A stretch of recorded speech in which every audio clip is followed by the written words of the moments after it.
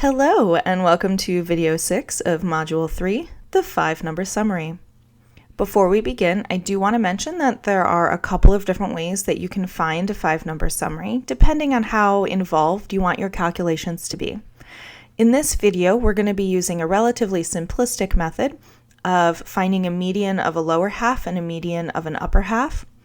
But I do have a video on an alternate method using what's called the percentile method, which I will link in the card above.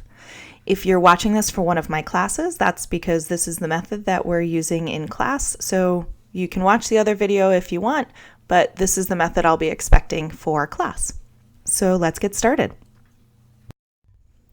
All right, so before we get started with the 5-number summary, I want to do a definition first.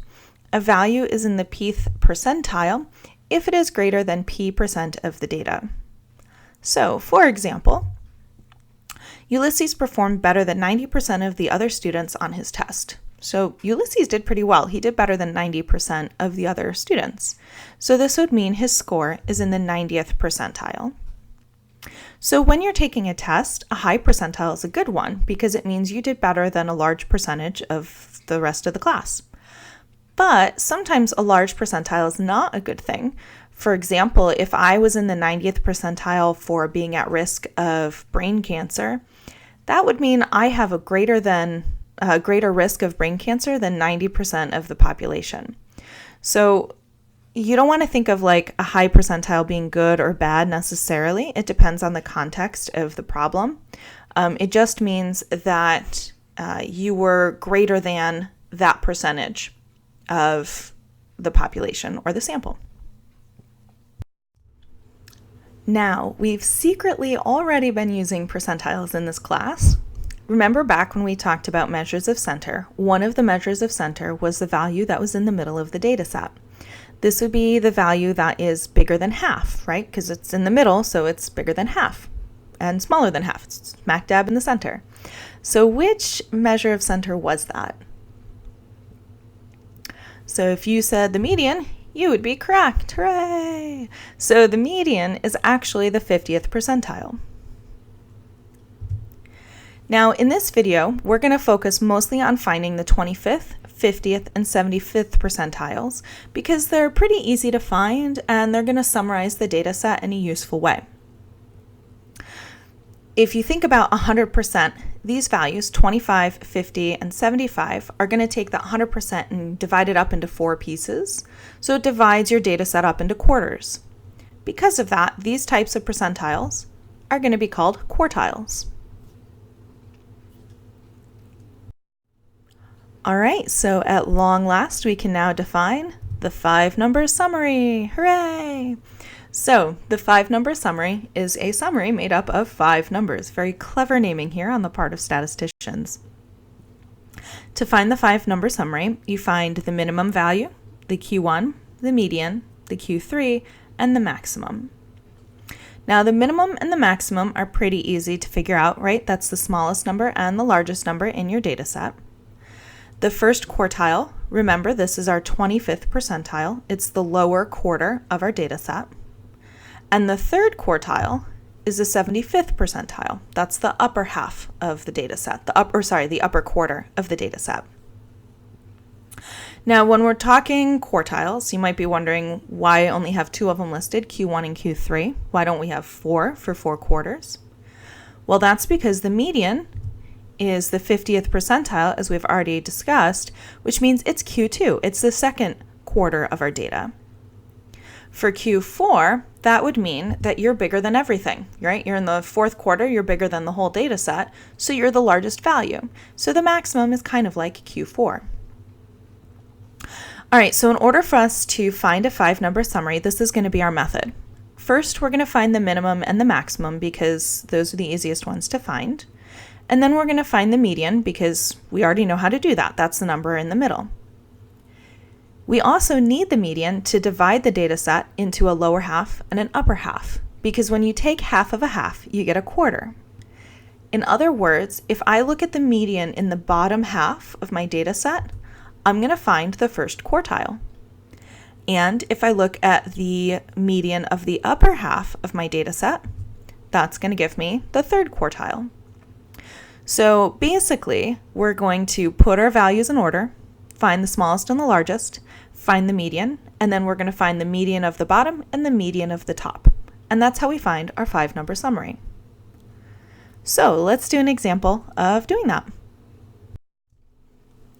Okay, so in this example, we have a list of a bunch of temperatures that we are told are measured in degrees Fahrenheit, which means we're going to have to be careful, make sure we round our answers. The first thing you want to check before you find your 5-number summary is whether or not your values are already listed in order from smallest to largest. In this case, our values are already in order, so we don't have to worry about doing that, but that won't always be the case, so you do want to be used to checking for that. Then we're going to find the easy stuff first. So the minimum and the maximum are always the easy ones to find because the minimum's the smallest, so our minimum is 1 degree Fahrenheit, and the maximum's the largest, so our maximum is 27 degrees Fahrenheit. Then we're going to find the median. So notice when I'm finding my 5-number summary, I'm not finding it in the order the numbers are listed here. That's because we're basically going to start with the easy stuff and move progressively harder. And also, I need to find the median before I can find the quartiles because I need to cut my data set in half. So let's do that. So we're going to work our way towards the middle of the data set. And in this example, we have 2 numbers that are in the middle. So do you remember what you do to find the median when you have 2 numbers in the middle? So we're going to add them up. Sorry about that. We're going to add them up and divide by 2. So 5 and 7 divided by 2 is going to be 12 over 2, which is 6. So our median value is 6 degrees Fahrenheit. Okay, now in order for us to find the quartiles, I'm going to think of this slightly differently. So even though I have the 5 and 7 circled, my median, the 6, is a single number. So I'm going to draw a line to represent that single number. This is more clearly going to divide my data set into the bottom and the upper halves, right? All right, so now that we've done that, we can find our Q1 and our Q3. To find the Q1, I'm going to ignore everything that's to the right of that pink line, and I'm just going to look at the lower half and find the median like I normally would. So I'm just looking at those numbers from the 1 until the last 5, and I'm going to find the number in the middle. So I go towards the middle. Once again, we have 2 values in the center, so that's going to mean I have to add them up and divide by 2. So 4 plus 5 is going to be 9, and half of 9 is 4.5. Now, on this particular example, we were not told how to round our answers, which means we don't round our answers. So Q1 is going to be 4.5 degrees Fahrenheit. I always like to do kind of a quick check here. The Q1 should be between the minimum and the median. So if you get a number that's bigger than the median or smaller than the minimum, you did something wrong. All right, all that remains is to find Q3. So to find Q3, we're going to use basically the same method that we did for Q1, except instead of looking at the lower half, we're going to look at the upper half. So I ignore everything to the left of that pink line, and I'm going to find the median of these values. Once again, we have 2 numbers, so we're going to add them up and divide by 2. 11 plus 12 divided by 2 is going to be, 23 divided by 2? And half of 23 is 11.5. So our third quartile is 11.5 degrees Fahrenheit. Once again, we weren't told to round, so I didn't round. And I'm going to do a check that Q3 is between the median and the maximum. Since 11.5 is between 6 and 27, we are good to go. I'm also going to do one last check to make sure that I labeled everything. So labeling is a place where a lot of students miss points, especially on the first test. So since we were told these numbers were temperatures in degrees Fahrenheit, we've got to make sure all of our values are in degrees Fahrenheit. So that's it. That's how you find a 5-number summary. Let's do one more example though, because sometimes things can work a little bit different.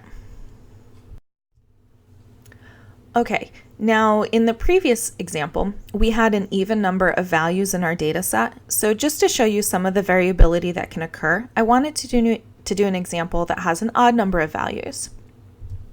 So we're going to find the 5-number summary for this data set, and just to save on space, I listed it horizontally instead of vertically, the min, Q1, median, Q3, and max. To find the 5-number summary, we're going to do exactly the same thing. So we're going to look for the min and the max first after putting all of the values in order.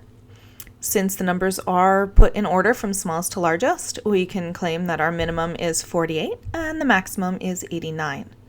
These values are just numbers, they don't have labels, so I'm not going to worry about that. To find the median, we're going to go to the middle number, and there it is, 56. So our median is 56. Now this time, we found the median to be one number, right? We didn't have to add and divide. So when we are looking to divide the data set into the upper half and lower half, we are not going to use 56 in either of the halves because it is sort of the dividing number. So that means when I go to my Q1, I'm not going to include 56 in my counting towards the middle. I'm going to start with the 48 and the 55. Now I have two numbers in the middle, so now I do have to do the add and divide. So I'm going to add 49 and 52 and then divide it by 2. And when I did that, I got 50.5. For the Q3, I'm going to do the same thing. I do not include 56, so I'm going to go with the 67 to 89. Once again, we have two numbers in the middle, and the number between 71 and 73 is going to be 72. If I add them up, divide by 2, I will also get 72. So just like when you have a median, you can sometimes have one number or two numbers that you have to work with. The same thing can happen with quartiles. In this example, our quartiles happened to involve two numbers being added and divided by 2. But if I had given us, for example, a data set with 11 numbers instead of 9, I would have had just a single number for my quartiles. So the method's the same for the median. Just you want to be careful. If your median is an exact value in your data set, you do not count it in the upper or the lower halves. All right, so we're going to do a few more definitions, look at a couple of applications of 5-number summaries. And when we do that, we're going to go back to the temperature data. So we're going to be using that temperature data for the rest of this video. So this definition is called the interquartile range. The interquartile range is the difference between the third and the first quartile. So the formula will be IQR equals Q3 minus Q1. One of the reasons you might want to find an interquartile range is because it tells you where the middle 50% of your data set is. So if your middle 50% is very close together, your IQR is going to be a small number. And if it's really spread out, your IQR will be a larger number. So let's do an example. So this is the temperature data set that we were using below, and to the left is the 5-number summary that we found. To find the IQR, I'm going to write my formula, Q3 minus Q1, and then I just plug in the numbers. So Q3 is 11.5 and Q1 is 4.5, so I subtract them to get 7. So that means the IQR is 7 degrees Fahrenheit, because we have temperatures, so we have to make sure we label our answer. Okay, so the IQR is 7 degrees. That is actually a pretty small number. That means our middle half of data is only 7 degrees apart. Whereas if you look at the full data set, the minimum is 1 and the maximum is 27. So the full data set is 26 degrees apart from smallest to largest. So the IQR is telling us that we've got a pretty close middle 50%. Now there's actually another reason to find the IQR, because we can use the 5-number summary and the IQR to help us define in a meaningful way which values of our data set are outliers. So remember, an outlier is a number that is really strange from the rest of the data in your data set. So the IQR and the 5-number summary help us to define what really strange or really far away from actually means. So let's look at the steps for finding outliers.